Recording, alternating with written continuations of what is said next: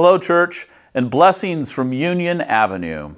If you are joining our worship stream on Facebook or YouTube, please feel free to like, share, or comment during our time together.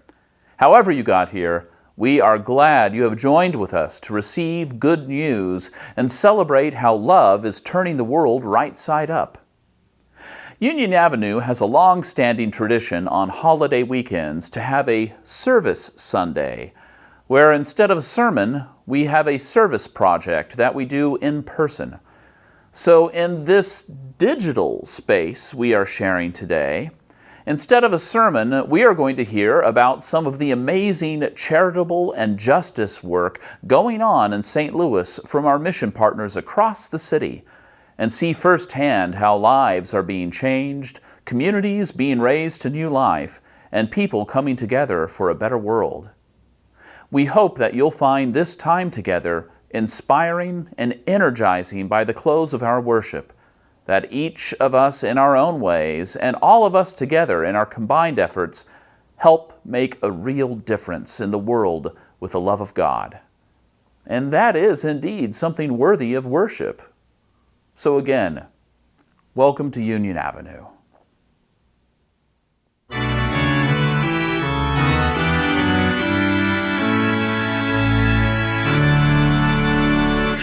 All creatures of our God and King, lift up your voice and with us sing.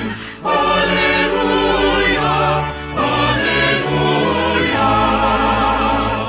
The burning sun with golden beam, the silver moon with softer gleam. Oh, praise God, oh, praise God. Alleluia, alleluia, alleluia. Oh, rushing wind with voice so strong, you clouds that sail in heaven along. Oh, praise God, alleluia. Oh, rising morning, praise, rejoice. The lights of evening find our voice. Oh, praise God, oh, praise God. Alleluia, alleluia, alleluia. Oh, flowing water, pure and clear, make music for your God to hear. Alleluia, alleluia. Oh, blazing fire who lights the night, providing warmth, enhancing sight. Oh, praise God, oh, praise God. Alleluia, alleluia, alleluia.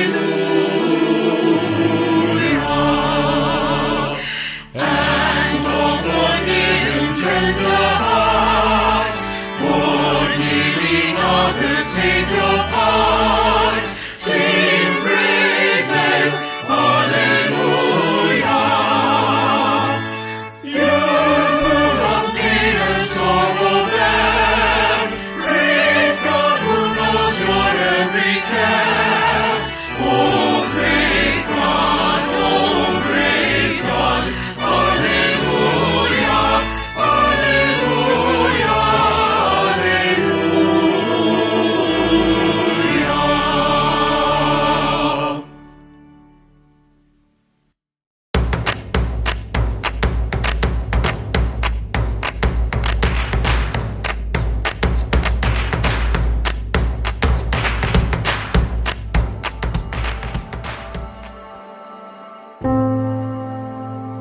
It's funny, I don't remember no good dope days. I remember walking for miles in a dope fiend haze. I remember sleeping in houses that had no electric. I remember the birthdays. I remember overdosing on the bedroom floor. I remember feeling like I had lost all hope. I remember the look on his face. When I was 19, I was diagnosed with HIV. And I took it very hard. I was extremely sick, didn't know what was wrong. I was in the hospital for almost 2 months. And at that time I had lost all my hair and was extremely lethargic, couldn't eat anything. They had put a feeding tube in me and I thought I was gonna die. I really did. And at 19, it was terrifying. I was very bitter at first, at the world, at life. It was like running full speed into a brick wall. A few years down the road, I ended up meeting a guy. We started a relationship and things were going okay. And it kind of went sour after I ended up pregnant, and I had my son early and he ended up passing away. And I took that pretty rough. Shortly after that, my father passed away. So I took that a little rough. And I ended up drinking quite a bit, which led to me doing drugs. And I started on heroin. It was just a downhill snowball that grew rapidly. 2 months turned into 2 years, turned into, 10 years real quick. And I lived on the street for quite a while. I had children during the course of this time, and I have 3 boys at the moment. And, I thank God for them every day. But when you're out there like I was, those things don't cross your mind, and taking meds doesn't cross your mind either. So, of course, naturally, time takes its toll on you, and I ended up sick again. I ended up back in the hospital on my deathbed, and then I had 2 people sitting in my room I didn't know from a can of paint, Tracy and Taylor, with doorways. I didn't know these people. They didn't know me. My family wasn't dealing with me. But these 2 people that didn't even know me gave me a home. And they put me back in touch with my family, my children. They got me the help I needed. I had somewhere to call home. I have somewhere to lay my head. I have food every day. I talk to my children every day. I talk to my brothers and my sister every day. I don't have to worry about being out in the cold. I don't have to worry about when am I going to eat again. I don't have to worry about any of those things. If it wasn't for them, I probably wouldn't be alive. I could not have done it without Doorways. And because of them, I got into rehab. They got me into rehab. And I've been clean for 18 months now. I have a life. I'm living now. I'm not dying. I'm not just existing. I'm actually living.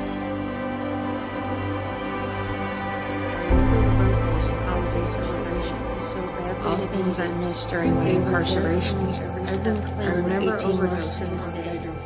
I was blessed to reconnect with my 3 kids, my 3 boys. They are my heart, my love, the core of my joy. I could go on forever about all Doorways has done for me, but we'd be here all night. To put it simply, they give me back my life.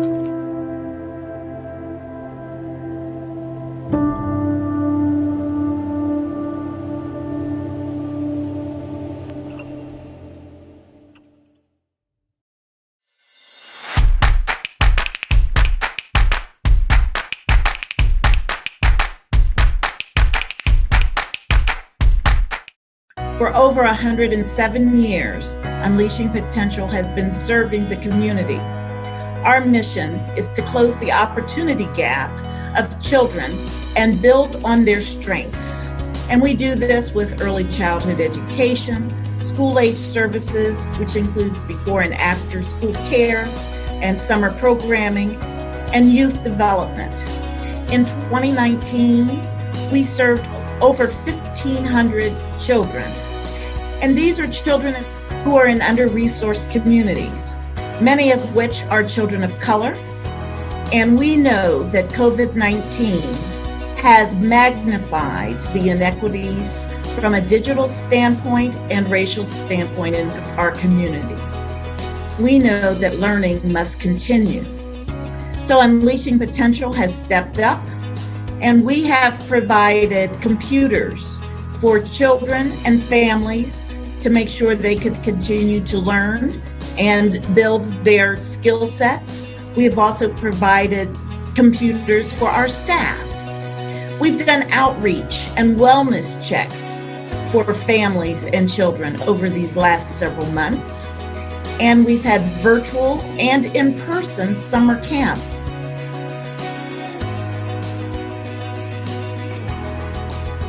Our early child care education program at Caroline Mission reopened, especially for essential workers, to make sure their babies had a safe and learning environment to attend while they went to work.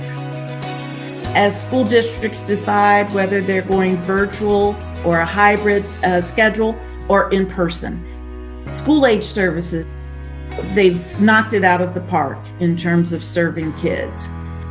I continue to be in awe of their dedication and commitment to our children and the mission.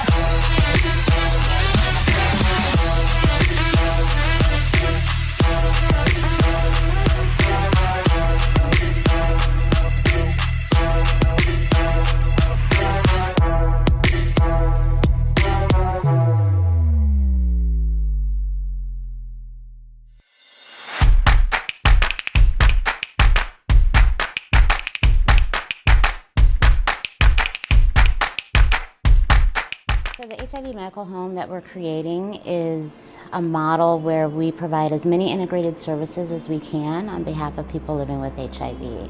So it's a place where patients with HIV can come and get care, and when they come into the facility they can get medical care, they can go to the pharmacy, they can see their social worker / case manager to help them with all their other issues so far as housing, nutrition, insurance. They will be able to go to a food pantry, they will be able to access mental health, and eventually they'll be able to access dental care here.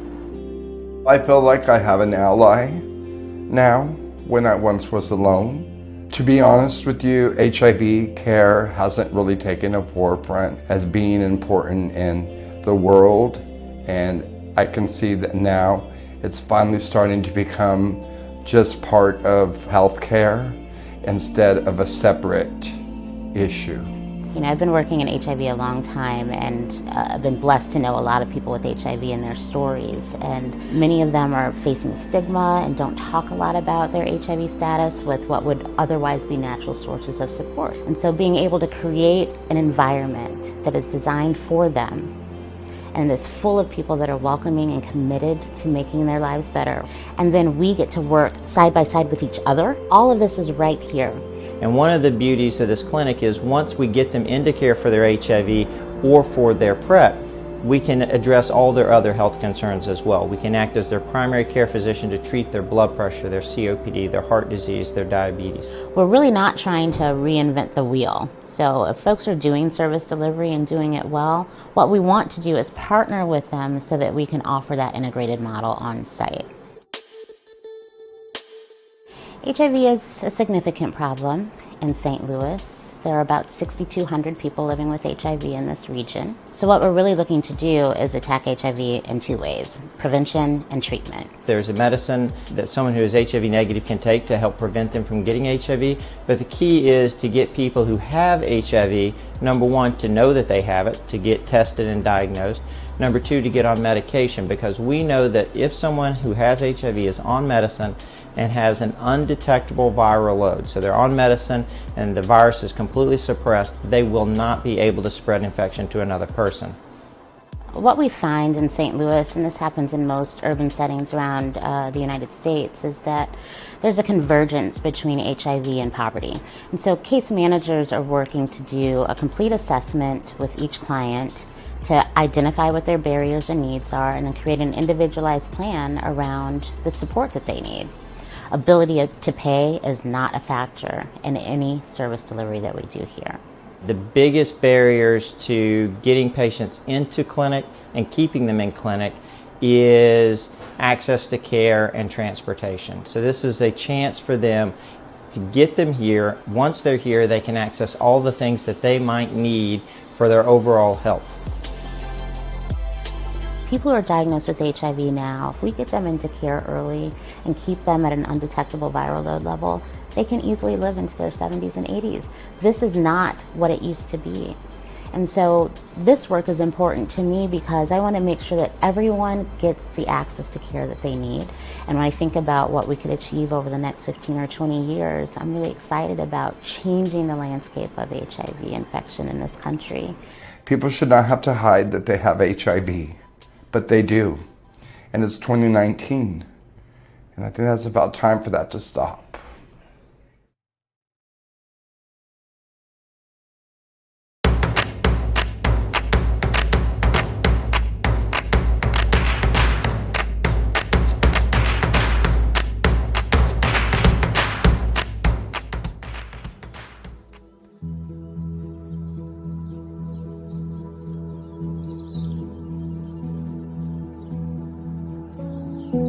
Home Sweet Home is a furniture bank that provides furniture and household items to families in St. Louis City and St. Louis County. We help people turn their brand new apartment or their house into a home. Well, I would describe Home Sweet Home as somewhat of a sanctuary. You know, it's a place where you can come and you can be, changed from being hopeless to having some hope. Many of our clients have come from difficult situations and they have housing, but this allows them to have a comfortable bed to sleep on at night. It allows them to have a plate and silverware to eat off of. Many of our clients are just starting new jobs, and if you get a good night's sleep, it's really a lot easier to care for your kids well and do a good job at work and return to contributing to the community. So when you walk into your house at night after working for a hard day, you have a couch to crash on, right? You have some place where you feel safe and comfortable. If you have children, you have a place for your kids to run into their room and jump on the bed, and a place to congregate for family dinners at nighttime. And to be able to give that piece back to our clients is very meaningful. We hear so many incredible comments from our clients, but one of the things that I think makes them happiest is that sometimes for years these people haven't had choices. And to have the simple choice of saying, I like this set of sheets and I don't like this set of sheets, I think really can help restore some dignity that they may not have felt for a while. People can get involved in three main ways. They can volunteer. We always need personal shoppers, people to help deliver furniture and help in our warehouse. People can also donate money. It takes a lot of resources to make this important mission happen. And we always need donations of furniture and household items. So everything has been donated and it comes from individuals in the community who care. So we always need more items to make that possible. When somebody decides to donate money to Home Sweet Home, it helps us in so many ways that not everybody gets to see. We have to put gas in the truck to be able to deliver to the families. We have overheads with our beautiful warehouse to be able to allow families to come in and shop and see what kind of furniture is actually going to their home. Those donations are extremely vital to Home Sweet Home, much in the same way that a furniture donation would be. You know, and sometimes people need just a little trickle of hope and give them the attitude, a positive attitude to go to greater heights. So I think the picture of is that when a person comes here and they get to make the choice and they see the results, they get the feeling and the dignity that, hey, I can do bigger and better things. You know, it's a stepping stone for them to be successful in their life. And if you ever get a chance to talk to the clients and see the gratitude in their faces, you can only feel like that warmth and love coming from them.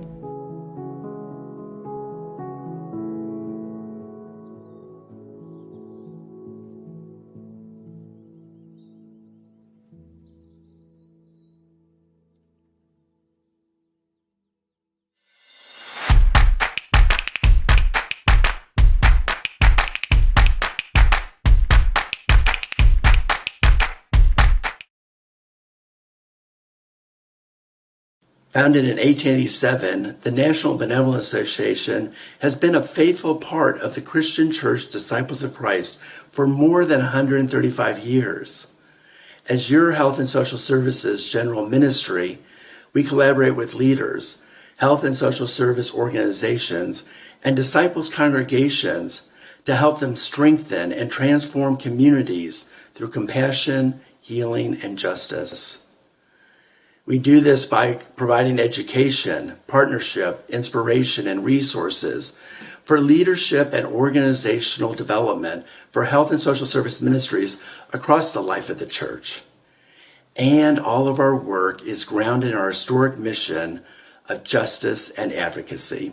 When the COVID-19 pandemic began, NBA's Board of Trustees and leadership began working on solutions to best serve congregations, health and social service ministries, and other church partners who would surely see need related to this pandemic. This work resulted in the NBA COVID-19 response grants. With these grants, NBA seeks to offer relief to ministries that have been impacted by the novel coronavirus and to support new projects created in service to those suffering because of this pandemic. In 2017, the NBA launched our Mission and Ministry Grants program. These grants use purpose-restricted funds to fund ministries that work with older adults or educational ministries focused on at-risk youth and young adults. Over the years, these grants have funded everything from startup projects to projects of well-established ministries looking to make a leap in the services they provide. Some projects that have been funded have included summer camp for LGBTQI youth, projects that have improved dementia care for older adults, and things like tutoring programs for children. As the NBA, our commitment is to bring to light how we are complicit in maintaining unhealthy systems of discrimination and oppression. We actively support our denominational efforts to be an anti-racist and pro-reconciling church. We nurture engagement strategies with our health and social service partners to transform the root causes of social injustice. We host peer learning and wellness groups for those fighting injustices daily, understanding that creating space for support and care is an act of resistance. We educate and advocate on issues related to mass incarceration, lifting up the unjust and disproportionate ways communities of color are affected. We share resources on how congregations, individual disciples, and church leadership can support social justice movements happening inside and outside the life of the church. NBA Social Entrepreneurship Program seeks to encourage and support new and innovative, faith-rooted social enterprises as they seek to change the narrative, embodying compassion, care, and justice in the world in tangible ways. One of the ways we support social entrepreneurs across the life of our church is through our seminar, equipping them with the skills to start a social enterprise, and through our Incubate partnership, which are an extended time to be able to support and strengthen new social enterprises as they scale forward to increase their impact in the world. In 2014, the National Benevolent Association established the Explore program, a 10-month service residency year for young adults ages 21 to 30. In the last 6 years, our residents have contributed hundreds of thousands of volunteer hours to local communities through disciple congregations. Check out the voting rights resource that one recent resident produced. This year, Explore has gone on hiatus while we consider what is our next most faithful step. MBA takes seriously our calling to create communities of compassion and care, especially around mental health and wellness issues. One of our goals is to increase awareness about mental health and wellness, and to open conversations within the church to help counter the stigmas surrounding mental illness. And we do this through regular webinars in English and Spanish, through stories on our MBA blogs, and by facilitating training for regions, congregations, and pastors. At the onset of the pandemic, we responded through virtual soul care sessions in which we provided opportunities to pause and to process amid the global pandemic.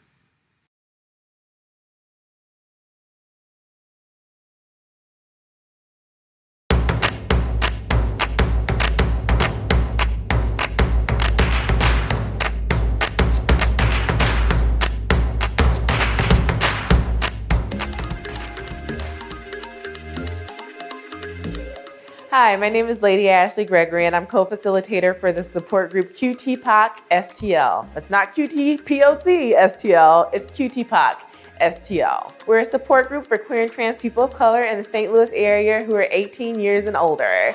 We provide a safer space for queer and trans people of color to come and talk about the things that are most important to them, the things that are happening in our city, things that are happening in their lives that they probably would normally get to talk to in their outside lives. This group is very important to me because it came about at a time that was very turbulent for St. Louis. It was formed after the murder of Mike Brown. It gave a lot of people who were in the movement, who identified as QTPOC, a place to go and come and sit in community and talk about the most important things to them and how they saw our city would be moving forward. So this group has really helped me open my eyes to some of the issues that we have in St. Louis. It's helped me find community, people who are organizing the same way that I'm organizing, and also just helped me find people who need support and feel like there's no one that they can relate to because they may not have these social groups at work or in their lives. So it's basically like one big extended family for queer and trans people of color in St. Louis. So you can get in contact with us by emailing us here or going to our Facebook page that is also here and seeing our Instagram at QTPOCSTL.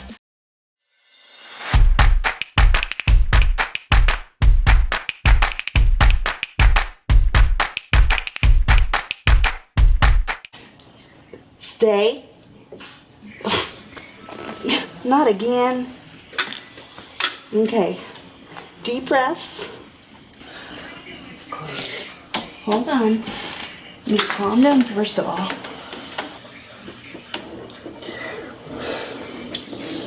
See if I can do this again.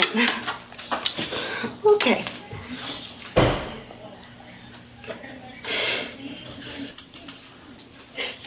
Oops.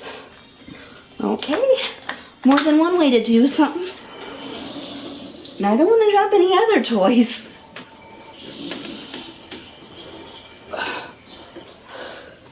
Oh, not again. Well, my mom actually discovered Woodhaven. We were trying to find a place that could take care of me in Sedalia, but the only places that Mom could find were, they could keep me for 3 weeks and that's it. And it was mostly nursing homes. So Mom was like, either you move to Columbia, which is a little further away, or you can move into a nursing home. I was like, I think Columbia and Woodhaven's the way to go. What are you up to?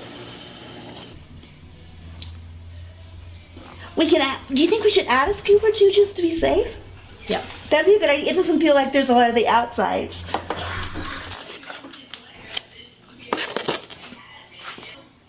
Okay. Ready? Okay, ready. You want more? Let's do one more. Okay. Nice fresh food for you, Sunshine, and we'll get your millet spring and honey treat for you.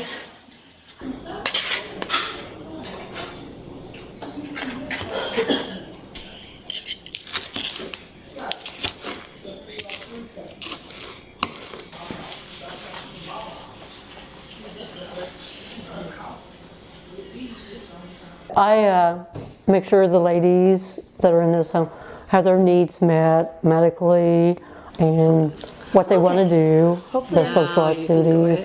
I supervise the staff, make sure that everything's covered. Try to leave all the little details to be a different color. She's very outspoken, very articulate. She tells us what she wants, needs, and very articulate. I normally get up in the morning and get dressed and have breakfast. Then I enjoy DVR and the occasional day program activity until I go to work at about, well, I have to be there at 11:45, but we leave here about 11:15. And then I get off work at 2:45, 2 on Fridays. I think that sounds like a little too much. Oh, true. Darn it. I would have lost. Hey, hot fresh air popcorn, George. How much for this? Tell us all about it. I feel like I have a lot of independence and my life is as normal as any other 39 getting ready to be 40-year-old. Two picks. 2 picks out of 5. 2 chances to win a brand new Mitsubishi Lancer. 18,020.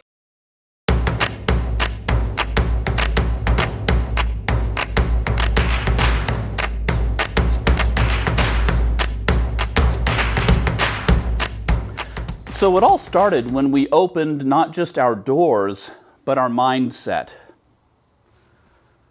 Many see church as just a spiritual destination, but Union Avenue sees it as a hub for collaboration with and mission in the community.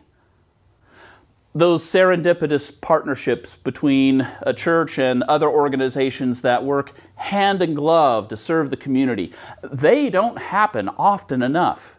You have to seize the right opportunity at the right time when it comes up. And over the years, we've been blessed with mission partners who share the church building with us. We still are, in fact, and we hope we always will be. Collaboration and community partnership is just part of Union Avenue's DNA. Pure Catering evolved out of a long-standing catering presence the church had hosted in its commercial-grade kitchen.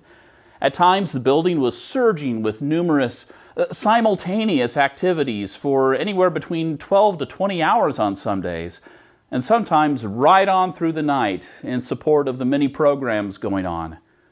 Union Avenue's relationship with this creative culinary presence grew deeper as we hosted more and more community events related to development in the St. Louis West End, North Central Corridor, and right here along Delmar Boulevard.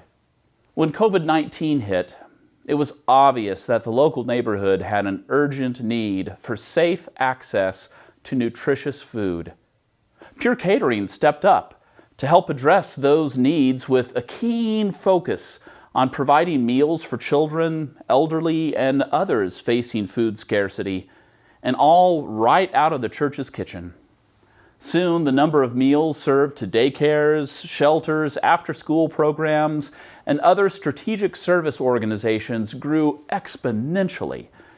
And out of this mission, Pure Catering formed a 501(c)(3) nonprofit called Food for Thought to continue this work. The challenge was obvious. Continue to serve those in need in a safe way every day, dependably, with delicious and wholesome meals 7 days a week. Tim Ellaby, the president and founder of Pure Catering and Food for Thought, says, "You don't have to be rich to meet the needs that are so obvious. A rich spirit, that's all you really need." Sure enough, they quickly obtained the necessary state, city, and county certifications to service available grant programs, and they qualified as one of only 3 minority food service providers in the city of St. Louis. Food for Thought has been working to meet our community's needs, not only in our own neighborhood, but also beyond. And consequently, Union Avenue has been a beehive of activity throughout the pandemic. Every day, food supplies are being brought and carted in. Regular deliveries of bulk products arriving in the parking lot. Delicious food being prepared and cooked. Hundreds of meals being assembled and packed for delivery to many locations throughout the St. Louis area. Delivered hot and on time every day. All the while, the need is ever growing, and the challenges are never ending, and the work hasn't gone unnoticed. Last Tuesday, Missouri's congressional representative for the 1st District, the Honorable Cori Bush, arrived at Union Avenue Christian Church along with our 26th Ward alderperson, the Honorable Shamim Clark Hubbard, to meet with staff and workers for Pure Catering, Food for Thought, and Union Avenue to see the collaborative work based out of Union Avenue Christian Church. They talked at length with Tim Ellaby about the problems and challenges that have been encountered in the underserved community. The entourage heard firsthand what has been accomplished and what needs are out there still waiting to be tackled. No one person or organization or church can meet all the needs of community or solve all the problems facing us here in this 21st century. But when we work in collaboration, amazing partnerships can spring up that enable us to start tackling these issues together. In church, we talk about our work being for the life of the world to come. And that's exactly what we are seeing here at Union Avenue. Missional partnerships bringing life to the world around us. Now that's what I call good news to share.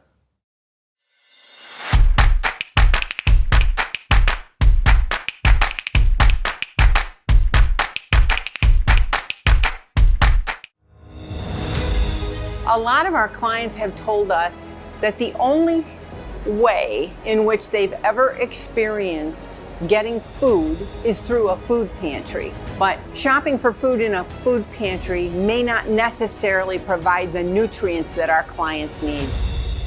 I am a recovering addict, going on 25 years. I've been diagnosed with HIV for over 36 years. And I came to Food Outreach and they started educating me about how I need to take care of my health and strengthen my body and my immune system. I've had cancer 3 times. When you're going through 5 hours worth of chemo, you don't have time or feel like cooking.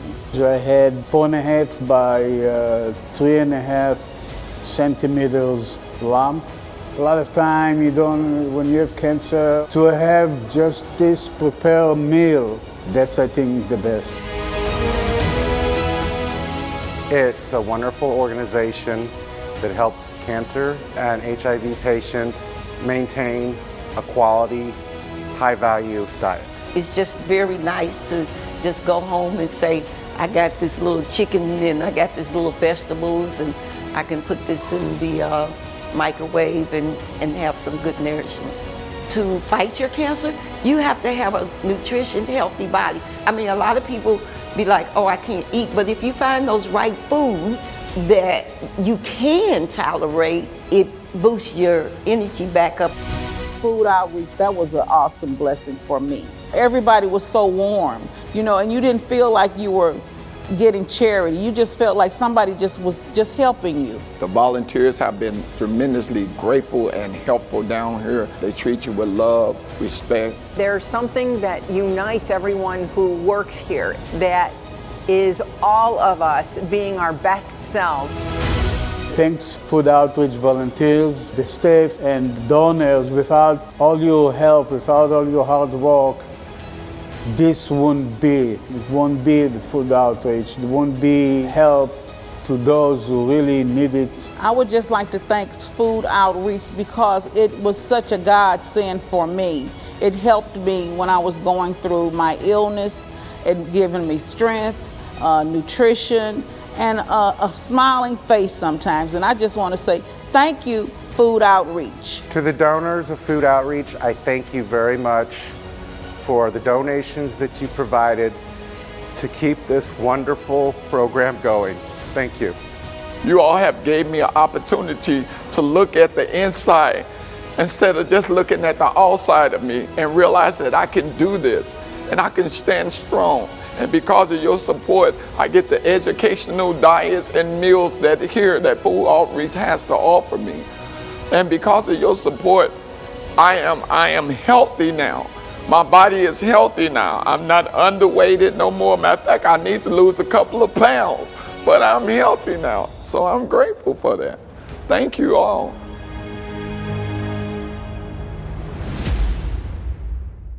We hope that you have been inspired by the stories and persons we have witnessed today, reaching out into the community and into individuals' lives to make a real difference in the world. This is the good news Christ proclaims, that God is active in the world, turning things right side up through love and justice. And we are invited to follow in Christ's footsteps, proclaiming and doing this godly work for the life of the world to come. And so, may God bless you with discomfort at easy answers, half-truths, superficial relationships, so that you may live deep within your heart. May God bless you with anger at injustice, oppression, and exploitation of people, so that you may work for justice, freedom, and peace. May God bless you with tears to shed for those who suffer from pain, rejection, starvation, and war, so that you may reach out your hand to comfort them and turn their pain to joy. And may God bless you with enough foolishness to believe that you can make a difference in this world, so that you can go do what others claim cannot be done.